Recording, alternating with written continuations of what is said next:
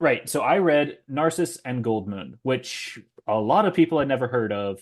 But this is one of PJ's favorite books. He's been telling you And to read this for, I feel like, since I met you. so, yeah, pretty much. He sent me a picture of like three books that he said are his favorites, probably like 3 years ago. Then when we went to visit him in Galway, That's when you bought it, I remember. that's when I Yeah. bought it. Um, I think over that summer, I read the first like 40 pages and put it down for a year and a half. Um, Okay. Was it because it so wasn't good or I mean, it's not a book I think that is immediately going to grip you. I even until like page 100, 200, I'm like, do I like this? And okay. I'm still a little unsure, so I'm going to talk through it. I think I know which way I'm leaning, Okay. but so we start off with this boy, Goldmund, entering this cloister where Narcissus is a teacher and kind of spoiler, he eventually becomes an abbot. So these two kind of they're your main characters, but Goldmund is your actual main character. Right. Narcissus is there for maybe a third of the book. Oh, that little. Um, it really is that little. I was so surprised. It's kind of a spoiler as well that he's in the first like 60 pages and the last 50 pages. Right, okay. So He comes how in long at is the the end. book? 300, 300 Oh, pages. I honestly I thought it was shorter than that. Okay, so it's a good length book. It really is. So I want to kind of discuss a little bit about the style first. So it's originally German, and there are apparently Sure. two translations. So we heard this from Kieran when we went, so PJ's dad, that one of them is a good translation, one is a bad translation. Don't Right. get the American version, get the British version. I have the British version, and Good. I must say it is very poetic, and Okay. sometimes it's to its Yeah. downfall. Did you not like the translation? No, I actually did like the translation. I did like the Okay. translation. But sometimes I will read a sentence and be like, wow, that's really beautiful. And then read it again and be like, this has no meaning. This really means nothing. Ah, okay, so it's like that poetic where then you're like, It's hold on, poetic this doesn't actually mean anything. philosophy. Yeah, it's philosophy. And you know what? I think you could read this slowly, get each bit, and find that there is a ton of meaning in this book.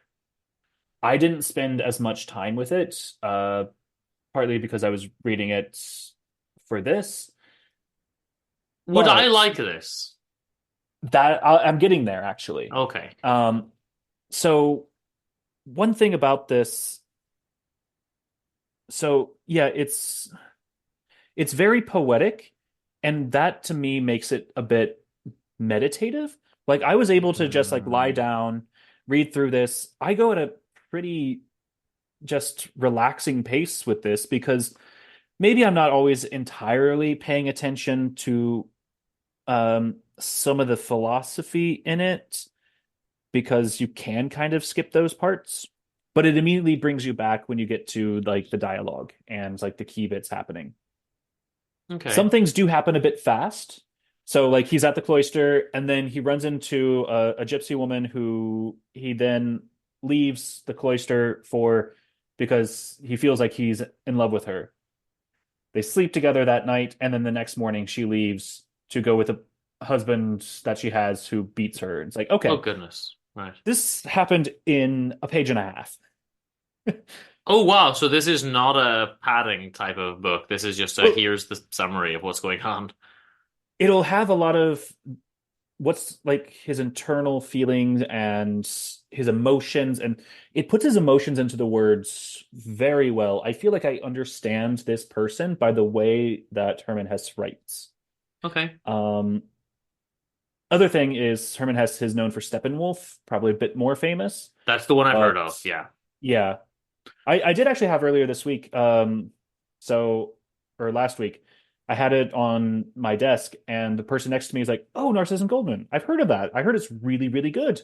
Oh, okay. Yeah. Um, Now, do I think that you would like it? I think you would really love it.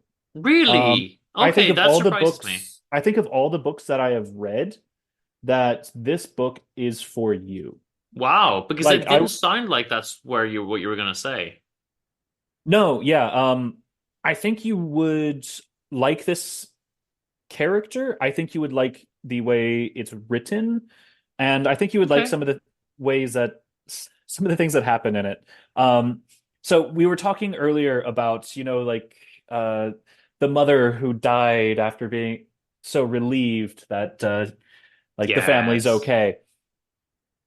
Within the beginning of this, so Goldmund's a child, Narcissus is a teacher, and they become really, really good friends. Goldmund doesn't really remember much of his childhood, and he was given over by his father, so he doesn't really know his mother. And I think it was to make up for like the mother's sins or something. She wasn't with the church. I think she was like heathen Some or something. usual, yeah. Yeah. And Narcissus says at one point that you forget your childhood. And for some reason, that line, you forget your childhood, resonated so deeply with Goldmund that he ends up like kind of getting a fever, going outside, swaying around, Oh wow, fainting, okay. and ending up in like a hospital bed because this resonated so much with him and hurt him so like deeply to the soul. Like Dean would love this. I'm now tempted to just hit yeah, yeah, yeah as soon as I hear this. You are tempted, yes. Um, so there's that bit, but the main thing about Goldmund is he's a lecher and he ends up being a vagabond. So he leaves with that gypsy woman and then he just never goes back to the cloister. Um, well, I'm getting there, I guess. But yeah, he travels around living off the fat of the land, berries and goat's milk, finding Mhm. people. He eventually ends up at a castle teaching Latin to this knight because the knight's Latin is terrible and he was trying to write something. But Doesn't know he Latin, doesn't know how to read the globe. Who's ever gonna marry him, exactly. right? See, this is why everything you're saying tonight, I'm like, there's so many connections to this book. But has two beautiful daughters and yeah, basically every woman loves this man. Okay, And he so is a Don able, Juan kind of, yeah. yeah, he's able to get any woman to fall for him, basically up until he's like in his mid Mhm. 20s or And does the 30s. author give any kind of detailed explanation of how one might go about doing that? Have a boyish look with golden hair. Ah, Um, yeah. I might. So, yeah, so the oldest daughter's 18, the younger one is 16. Both marrying age at this time because this actually takes place like medieval times. This takes place around the same time as the Black Plague. Wow, So okay. yeah, even though this was written in the 1900s, things go very well with him and the older one, and that's the only woman he truly loved throughout this book, I think. And Is Narcissus a narcissist? no, he's just an I kind of abbot. assumed there was going to be like an etymology link there. I No? thought so too. I thought, okay, Narcissus is going to be the one who goes out into the world, live the worldly ways. Goldmund is going to be like godly or something, gold god or Yeah, something like yeah. that. Nope. But no. I think Okay. the German even is Narcissus und Goldmund. Yeah, Narcissus, that's so strange that he would then not be one. Okay, No, why not? Narcissus is kind of nobody in a weird way. Hmm. He's an abbot who lives by the cloth, and his main thing is that. Okay. Um, yeah, Goldmoon's the one with all the character, but yeah, goes around sleeping with women, or um, he gets kicked out of the castle because the knight finds out that the daughter uh, goes into his bedroom every night, and um, I don't think they ever necessarily sleep together, but they get pretty close. And then the younger daughter comes in, and it gets awkward with all three of them. And so, Hmm. yeah, he gets kicked out. The most interesting part of the book to me is when he gets to, I believe, the next place where he starts living as a craftsman. So he makes some beautiful statues working with this master Nicholas, who also has a beautiful daughter. But in this case, Goldmund, he completes his main statue, the only statue that he feels like this is my heart and soul. I don't want to just make random knickknacks for people to buy. So he's like, I don't know what to do with myself. I kind of just want to wander some more. But Master Hmm. Nicholas says, no, I want you to take over for me and I want you to marry my daughter. I was like, okay, that actually sounds like a fantastic ending. Why don't you do that? He's like, well, I want to wander. That's just the only way for me to feel free and feel like I can live my life and be happy. So he leaves, and Nicholas throws him out, gets angry with him, and like, do not come back here.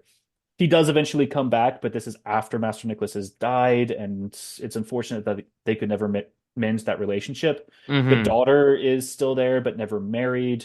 She actually had the plague and almost died, but she survived. The father died because he was toiling over her. It's honestly a really sad story there with all that. Hmm.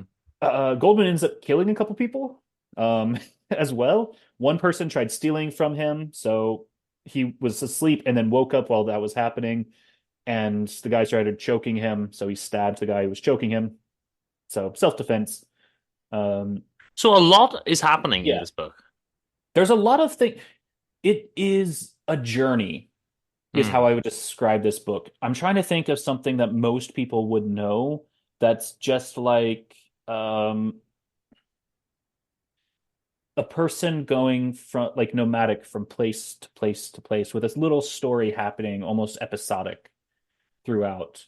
That's the best I can kind of explain it. And you end up going back to Okay. some old places, but he's never recognized for the most part.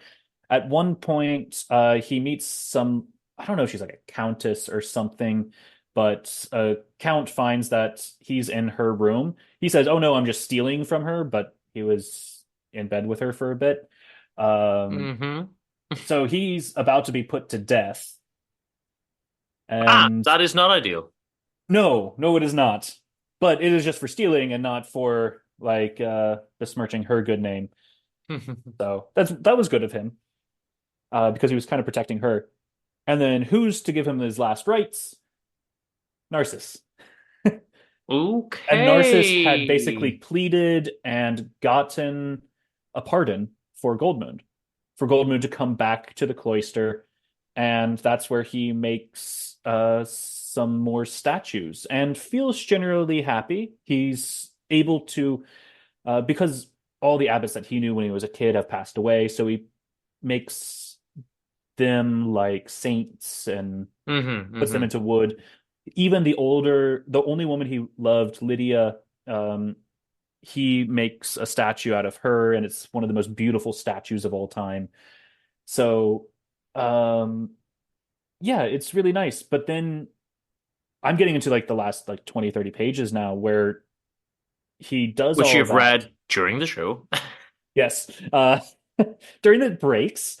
Um, but yeah, he ends up leaving again to travel some more. And he comes back an old man. Okay. And I mean, I'm not technically there yet, but yeah, it's his entire life. You see him die, and Narcissus is there at his deathbed. Oh wow. Um, Okay. it's honestly just a beautifully written book. I don't think it resonated with me in the ways that it would other people, Okay. but I see what Kieran and PJ meant by if you see yourselves in either of these characters or in both of these characters, preferably, Mm. you're going to absolutely love it. It's going to be one of your favorite books. Okay. I don't see myself in Goldmund or Narciss. Maybe a little bit more in Narciss, but he's not as much of a character to me. Yeah. Um, so that's why I think you would really love it Sounds because good to me. it's Yeah. a journey. You get a little bit of that, like Victorian thing. Like, oh no, he said that I forgot my childhood. I'm gonna faint. It sounds fantastic, and I was really surprised. For some reason, I just thought with the recommendation and looking at the cover and hearing the name of the book, I just decided it was some kind of weird sort of Yeah, philosophical thing, or I don't know. I was not expecting like a yeah. nice Victorian style story at all. I don't necessarily think it's Victorian. I just think that that moment in itself, but you That got your moment. vagabond stuff in it. And he goes from, yeah, story to story, woman to woman, and doesn't really know where he belongs in the world. And I don't know if he ever really does find where he belongs. So what's our But final decision? Where are we so sending it? for me, it is incredibly poetic. It was a fantastic way for me to just kind of meditate and enjoy this just being Hmm. with it. Just kind of seeing this person's life. So it for me it is a yeah, yeah, yeah. I did in the end, I think really like it. Um, it just took a lot for me to see what was really good about it. Okay, so